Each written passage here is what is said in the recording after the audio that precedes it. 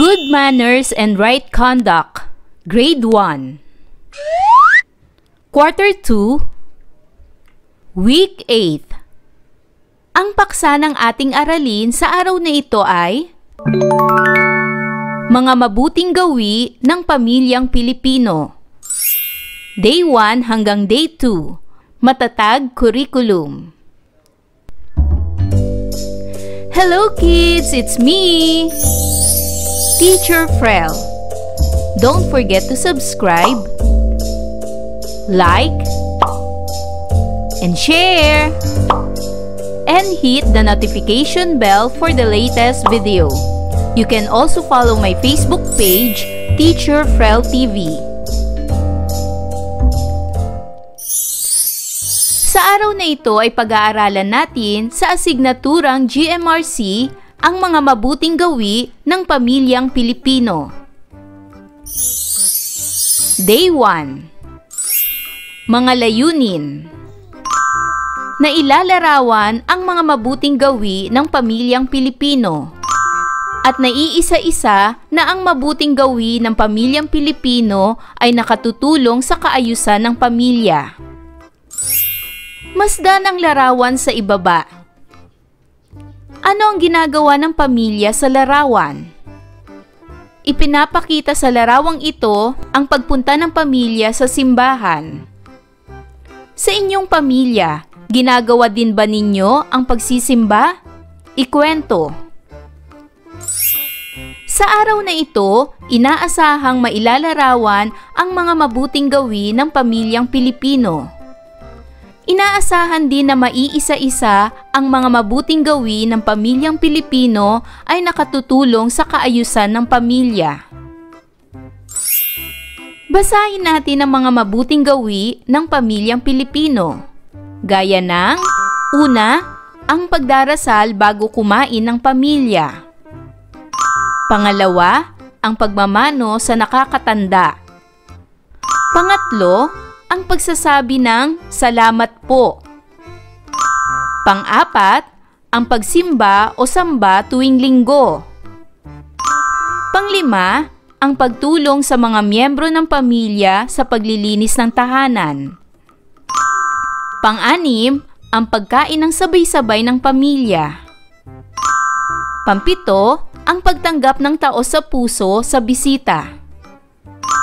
Pang-walo, ang pagsunod sa bilin ng tagapangalaga.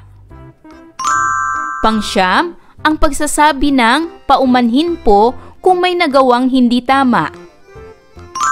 At pang-sampu, ang pag-aalaga sa nakakatandang miyembro ng pamilya.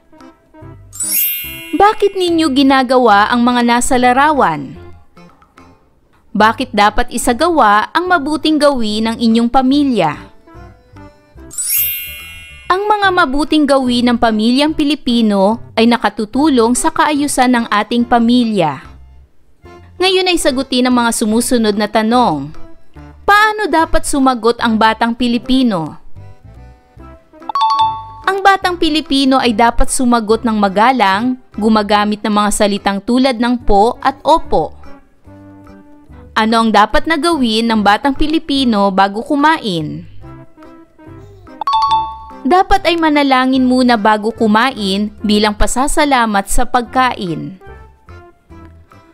Ano ang dapat na gawin ng batang Pilipino kapag nakita ang isang matanda na naglalakad? Dapat tulungan o alalayan ang matanda sa paglalakad bilang pagpapakita ng paggalang at kabutihang asal. Ano ang dapat gawin ng batang Pilipino kapag nakita at nadatnan ang magulong silid? Dapat linisin at ayusin ang silid upang mapanatili ang kaayusan at kalinisan sa tahanan. Ang mga gawing nabanggit ay nakakatulong sa kaayusan ng pamilya dahil ipinapakita nito ang disiplina, respeto at malasakit ng bawat miyembro ng pamilya. Kapag ang mga bata ay magalang, marunong tumulong at malinis sa paligid, nagiging maganda at maayos ang samahan sa loob ng tahanan. Ang mga simpleng gawaing ito ay nagpapakita ng pagkakaisa at pagmamahalan sa pamilya, kaya nagiging payapa at maayos ang pamumuhay ng lahat. Ang pagiging masunurin ay pagtalima o pagsunod sa utos, patakaran o alituntunin. Ang mga halimbawa ng mga mabuting gawin ng pamilyang Pilipino ay: una, ang pagdarasal bago kumain. Pangalawa, ang pagmamano sa nakakatandang miyembro ng pamilya. Pangatlo, ang pagsasabi ng salamat po. Pang-apat, ang pagsimba o pagsamba tuwing linggo. Panglima, ang pagtulong sa mga miyembro ng pamilya sa paglinis ng tahanan.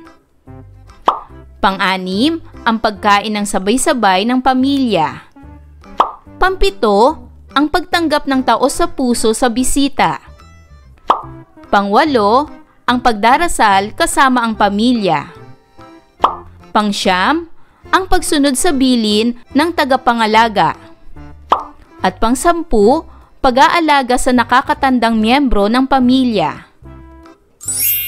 Para sa gawaing ito, tukuyin ang mga nagpapakita ng mabuting gawin ng pamilyang Pilipino. Isulat ang tamang letra sa kwaderno. Letter A, ang pagkain ng sabay-sabay. Letter B, ang pagtanggap ng taos-puso sa bisita. Letter C, ang pagdarasal bilang pamilya. Letter D, pag-aalaga sa nakakatanda. At letter E, pagsali sa Clean and Green program ng komunidad. Ano ang mga pangungusap na nagpapakita ng mabuting gawi ng pamilyang Pilipino? Tama! Ang mga ito ay ang letter A, ang pagkain ng sabay-sabay. Letter B, ang pagtanggap ng taos-puso sa bisita. Letter C, ang pagdarasal bilang pamilya. At letter D, pag-aalaga sa nakakatanda. Ang letter E ay hindi kasali sa mabuting gawi ng pamilyang Pilipino sapagkat ito ay ginagawa sa komunidad at hindi sa tahanan. Day 2. Mga layunin. Una, na isasalaysay ang mga mabuting gawi ng pamilyang kinabibilangan. At pangalawa, nakapag-uugnay ng mga mabuting gawi ng pamilyang Pilipino ay nakatutulong sa kaayusan ng pamilya.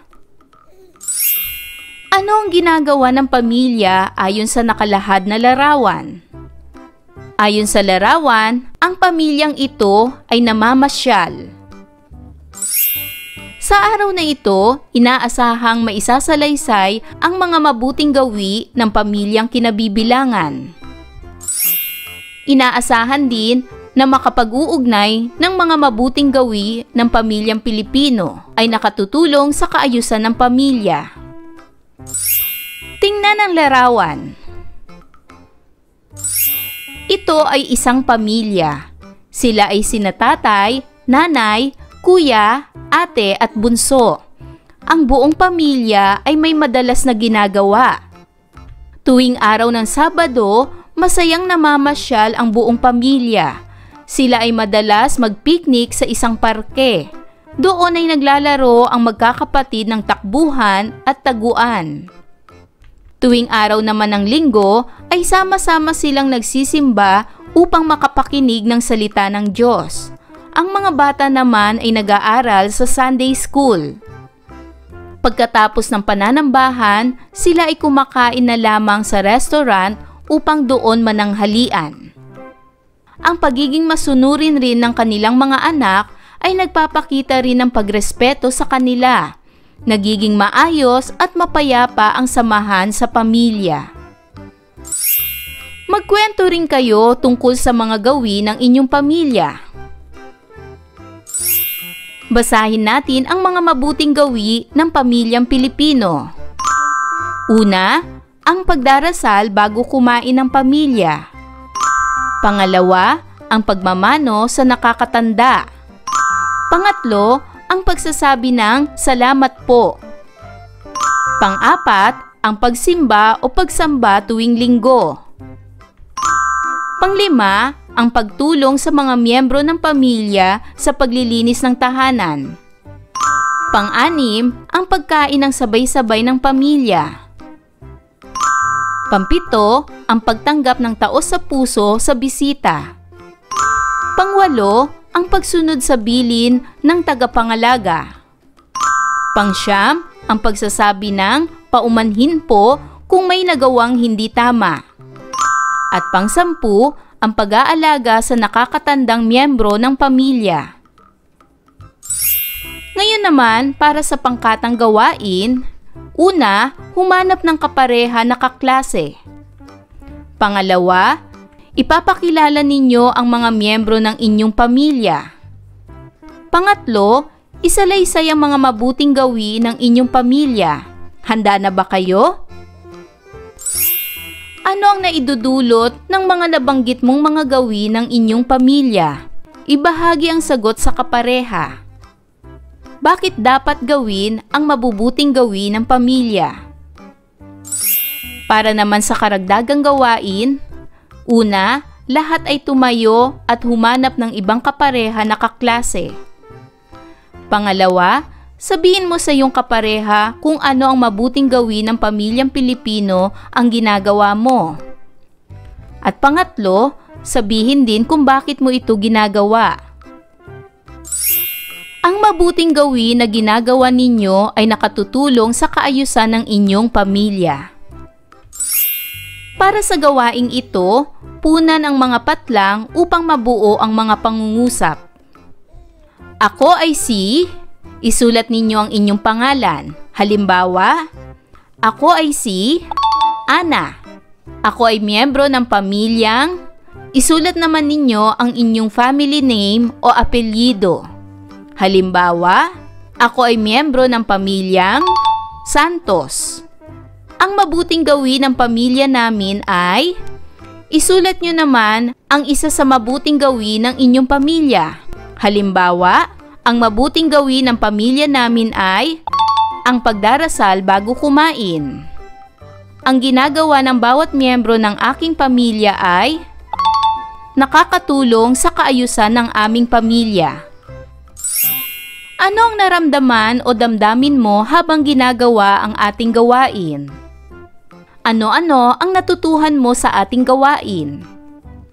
Bakit mahalagang gawin ang mga mabubuting gawin ng pamilyang Pilipino?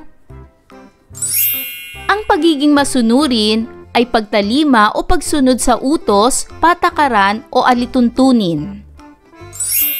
Ang mga halimbawa ng mabuting gawin ng pamilyang Pilipino ay: una, ang pagdarasal bago kumain ng pamilya. Pangalawa, ang pagmamano sa nakakatandang miyembro ng pamilya. Pangatlo, ang pagsasabi ng salamat po. Pang-apat, ang pagsimba o pagsamba tuwing linggo. Pang-lima, ang pagtulong sa mga miyembro ng pamilya sa paglinis ng tahanan. Pang-anim, ang pagkain ng sabay-sabay ng pamilya.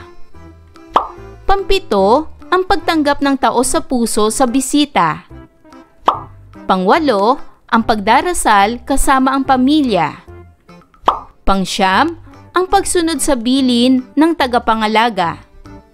At pang-sampu, pag-aalaga sa nakakatandang miyembro ng pamilya. Ang mga mabuting gawin ng pamilyang Pilipino ay nakatutulong sa kaayusan ng ating pamilya. Para sa gawaing ito, isalaysay ang mga mabuting gawi ng pamilyang kinabibilangan sa pamamagitan ng pagpili ng tamang salita sa kahon. Maaring gawing pasalita ang paglalarawan. Ang mga salitang pagpipilian ay mabuti, nagtutulungan, maayos. Ang pamilya ko ay maraming ginagawang mabuting gawain, katulad ng magbigay ng sariling halimbawa, katulad ng pagdarasal bago kumain. Ang pamilya ko ay nagtutulungan upang maging maayos. Para naman sa karagdagang gawaing ito, Itaas ang kamay kung ang mga mabuting gawin ng pamilyang Pilipino na aking babanggitin ay nakatutulong sa kaayusan ng pamilya. Una, ang pag-aayos ng kusina pagkatapos kumain. Pangalawa, ang pagwawalis ng sahig. Pangatlo, ang pagtapon ng basura sa kapitbahay. Pang-apat, ang paggamit ng tubig ng maayos at matipid. At panglima, ang pagsarado ng pinto sa mga kapitbahay. Anong mga pangungusap ang nagpapakita ng mga mabuting gawi ng pamilyang Pilipino? Tama! Ang mga ito ay ang pag-aayos ng kusina pagkatapos kumain, ang pagwawalis ng sahig, ang paggamit ng tubig ng maayos at matipid. Ang pangatlo at panglima ay hindi nagpapakita ng mabuting gawi ng pamilyang Pilipino. Ayan mga bata, naunawaan niyo ba ang ating aralin sa araw na ito? Kung ganon, magaling! Mga bata, sana'y marami kayo natutunan sa ating aralin. Hanggang sa susunod na video lesson, paalam! Thanks for watching!